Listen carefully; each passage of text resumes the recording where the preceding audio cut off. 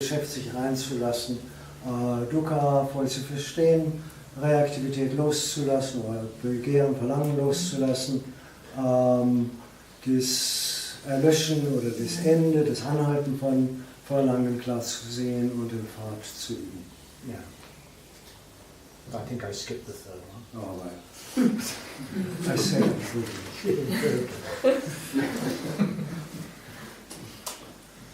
Okay, anything else? Yes. The starting point is agnostic.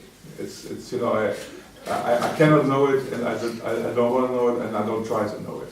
That's where we start from. Is that understanding correct? It's not a strictly speaking agnosticism is one of these terms. When you pick it apart, it's more complicated than it sounds. Es ist nicht im strengen Sinn agnostisch. Agnostisch ist einer so dieser Begriffe, wenn man die auseinanderfriemelt, dann wird es wieder viel komplizierter, als es klingt. Like some agnostics will say that you cannot know the nature of reality. Other agnostics will say, well, we do not know whether we can know or not know. I would be that kind of agnostic. I just don't know whether or not we can know these things or not. Also einige Agnostiker würden sagen, du kannst nicht wissen, wie die Dinge sind. Andere Agnostiker würden sagen, du kannst nicht wissen, ob du wissen kannst, wie die Dinge sind oder wie sie nicht sind. Und ich würde, wir wissen nicht, ob man wissen kann, wie die Dinge sind. Und ich würde mich eher zu denen zählen, die sagen, ich weiß es nicht, ob es möglich ist zu wissen oder nicht zu wissen. See, agnosticism is also a position. It's a sort of metaphysical position. Agnostizismus ist ebenfalls eine Position, eine Art metaphysischer Position. But if you look at the way the Buddha responds to metaphysical questions, you could read it as a variant of agnosticism. Also, wenn man betrachtet, wie der Buddha auf metaphysische Fragen antwortet, dann könnte man das als eine Variation einer agnostischen Position ansehen. But I think it's more correct to say that he simply doesn't consider these forms of inquiry as being compatible or helpful in the practice of the Eightfold Path. Aber ich denke, es wäre richtiger zu sagen, dass er diese metaphysischen Fragen eher für nicht kompatibel oder für nicht hilfreich für den Versuch, den achtwärtigen Pfad zu gehen, ansieht. Whether that's agnostic, I'm not really sure. But he's basically trying to delineate, in which areas of our life is the Dharma operating. And to be very clear about that. Ob das agnostisch ist oder nicht, darüber bin ich mir nicht ganz klar. Aber I'm agnostic about that. Aber er scheint einfach bloß darzulegen oder auslegen zu wo der Pfad entlangläuft, den wir gehen können. And you have this wonderful image, the Buddha says, he says the Dharma is like a poisonous snake. Und da gibt es dieses wunderbare Bild, wo der Buddha sagt, der Dharma ist wie eine giftige Schlange. And if you pick it up in the wrong way, it will kill you. Und wenn du diese Schlange falsch anfasst, dann wird sie dich töten. So therefore you have to be able to be very careful in how you handle it. Darum musst du also sehr, sehr sorgfältig sein, wie du mit ihr hantierst, wie du sie ergreifst. And when he explains it, the example he gives, he says some people just practice the Dharma in order to be able to defeat others in arguments. Und als er dieses Gleichnis deutete, sagt er, einige Leute nehmen den Dharma nur auf mit der Absicht, andere Menschen in Argumenten, in Debatten zu überwinden oder Niederlagen beizubringen. In other words, the Dharma becomes for them their kind of their personal belief system, their philosophy that they use to reinforce their own sense of self-importance and to be able to put down others. Also anders gesagt, für sie wird der Dharma zu einem Glaubenssystem, das sie dazu benutzen, ihren eigenen Selbstwichtigkeit oder Selbstgefühl sozusagen zu bestätigen und zu benutzen im Verhältnis zu anderen Leuten.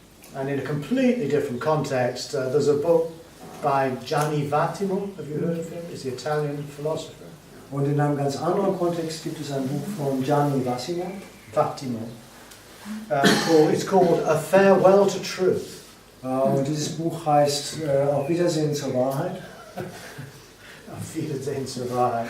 And there's a wonderful passage in there. He says, as soon as the word truth is uttered, a shadow of violence is cast as well.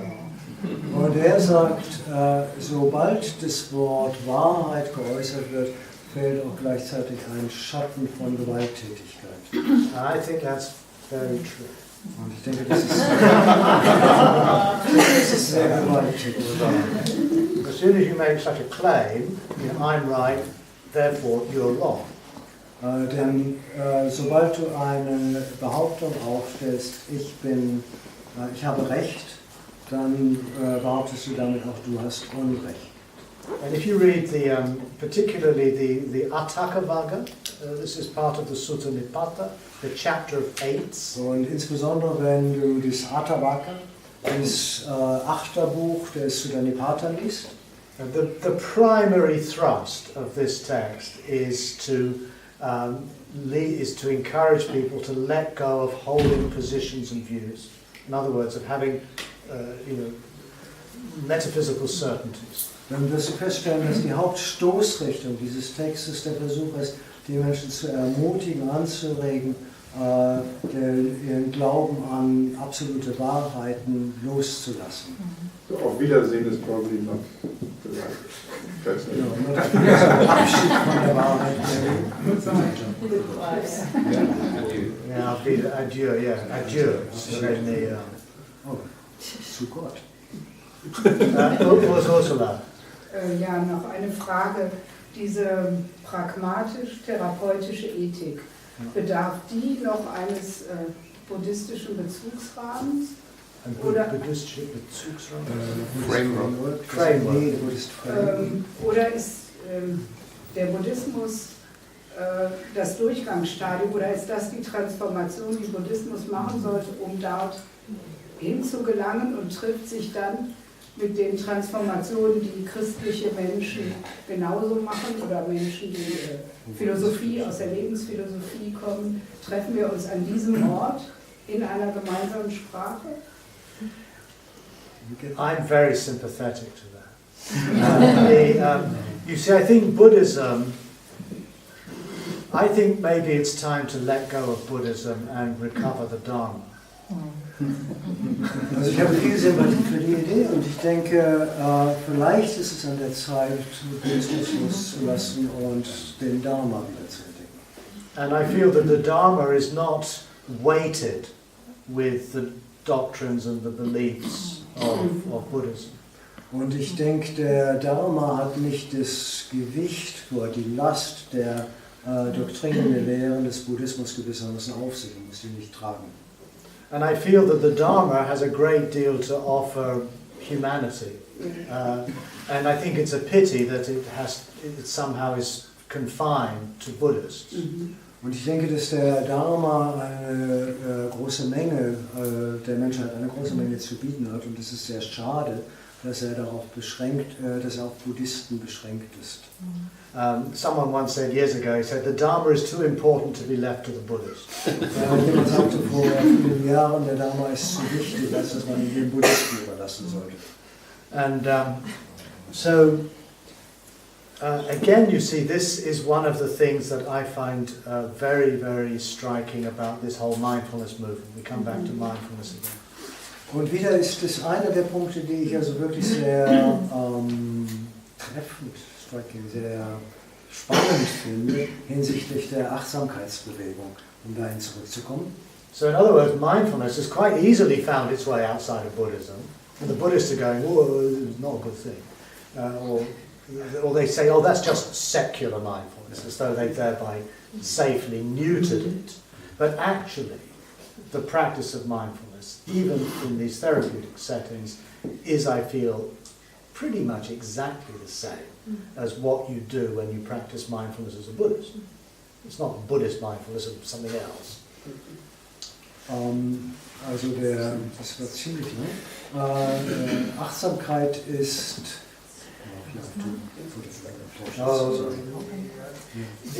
I'm sorry, let's start again. Do you understand more or less what I said? Yeah. Okay, let's move on.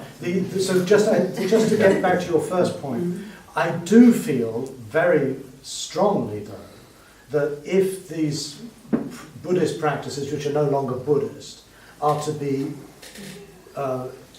really engage people in all of their lives, it needs to be framed in a philosophical, ethical language, a psychological language that's coherent, but doesn't necessarily have to make any reference to Buddhist doctrine or dogma.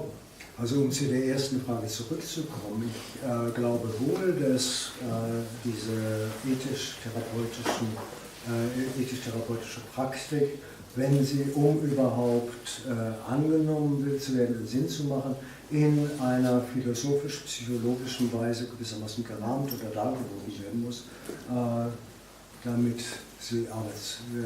man damit arbeiten kann.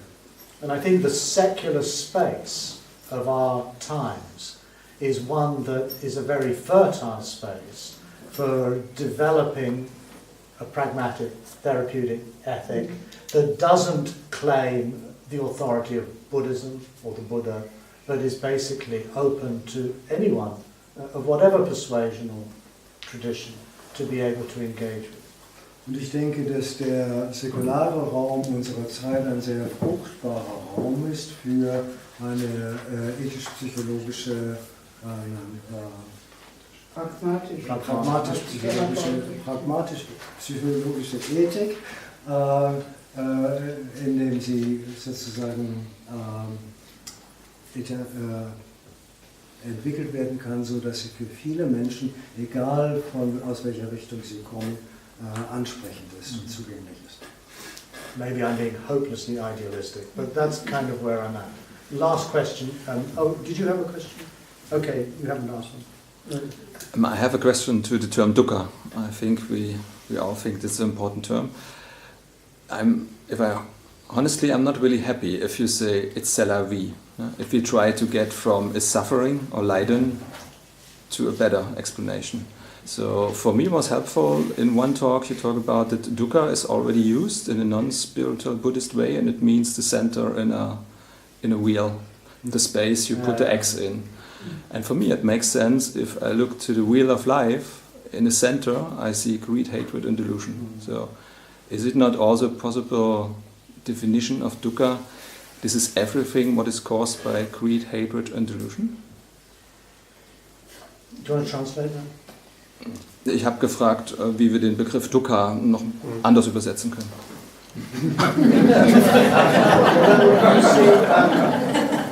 Sehr kurz Übersetzung. You see, one solution might be not to translate it.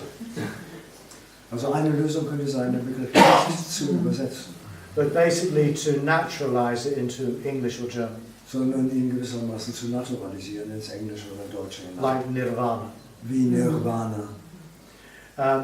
The example you give is an etymological interpretation of dukkha. Dukkha meaning, du means something like difficult. Ka, according to some interpreters, means space, from akasha. Ka. So it means a painful space. Also die Deutung, die du gibst, ist eine etymologische Deutung, wobei du so etwas wie schwierig bedeutet und ka einigen Interpreten zufolge so etwas wie Raum, also ein schwieriger Raum. Das ist eine umstrittene Deutung. And then you have this tradition which talks of it being like a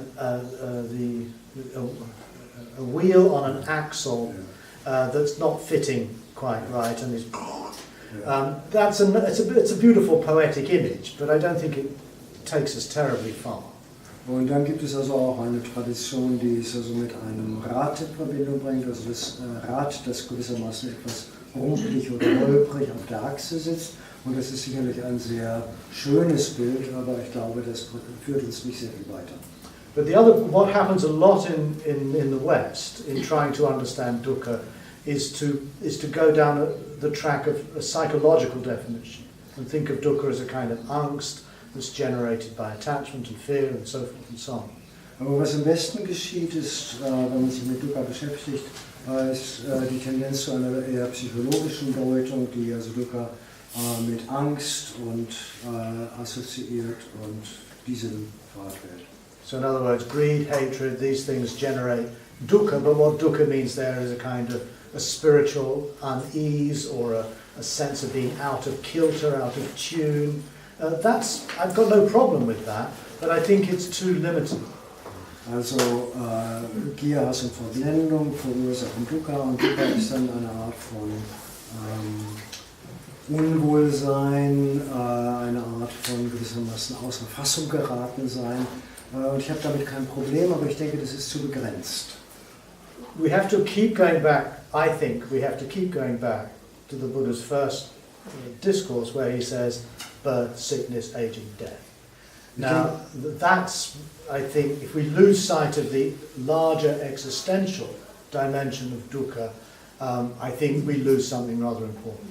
Ich denke, wir müssen also zur ersten Lehrrede des Buddha zurückgehen, wo der Buddha Dukkha umschreibt als Geburt, Alter, Krankheit und Tod, oder Krankheit, Alter und Tod. Also dieses existenzielle Bandbreite gewissermaßen, wenn wir das verlieren, verlieren wir etwas sehr Wesentliches. And I don't think I find it impossible to make any sense of how, let's say, greed and hatred cause old age. That's the traditional Buddhist doctrine. Please explain how. The only explanation really is because if you have greed and hatred, then when you die you'll get reborn, and then you'll get sick, and then you'll get old again, you'll die, then you'll... That's the only way you can really explain it. Und ich finde es also unmöglich zu erklären, wie zum Beispiel Gier oder Hass Alter verursachen. Das ist mir einfach nicht klar. Die einzige Möglichkeit, wie man das tun könnte, ist, wenn man sagt, okay, du wirst dann wieder geboren und auf diese Weise geht es immer weiter. We'll come back to this tomorrow, but basically this idea that craving or greed, hatred, delusion are the origin of dukkha is also very problematic because the word for origin doesn't mean origin. Also wir werden darauf morgen zurückkommen, aber diese Idee, dass Gier, Hass und Verblendung der Ursprung oder die Ursache von Dukkha sein, ist selber sehr problematisch, denn das Wort, das hier als Ursprung übersetzt wird, bedeutet eigentlich nicht Ursprung. It means literally the arising. Es meint Entstehung. Can I short reply? Yeah. I see this problem that sickness, aging and death is not caused by the three animals, but I see another problem. In your version, aging, sickness and death happens also to animals and plants. Yeah. And I understand the Buddhism as a kind of a medicine for sickness, but animals and plants haven't the sickness. Isn't this an argument? I believe not. Well, I frankly don't know. I think, again, I think bonobo chimps are not the same as oysters or blades of grass. We have a huge spectrum here. Also Bonobo-Chimpansen sind natürlich nicht das gleiche wie Grashalme oder Chips. Austern? Okay. Also es gibt eine riesige Bandbreite. But again, it's kind of missing the point. The Buddha's concerned with the human condition. He's not interested in bonobo chimps or oysters. Aber in gewisser Weise verfehlt das den Punkt, weil der Buddha befasst sich mit Menschen und er ist nicht interessiert sozusagen an Bonobo Chimps oder Austern. Actually, that's my argument. Right. Oh, it is? That's my argument. Oh, so we agree. Also genau das ist daran, worum es hier geht. Yeah. Yeah? So it's not quite clear. Never mind. I think it's getting time to stop. We can continue on this theme tomorrow, which we will. I'd like to end with a period of meditation. Can we just stand up for a couple of minutes? Stretch the legs.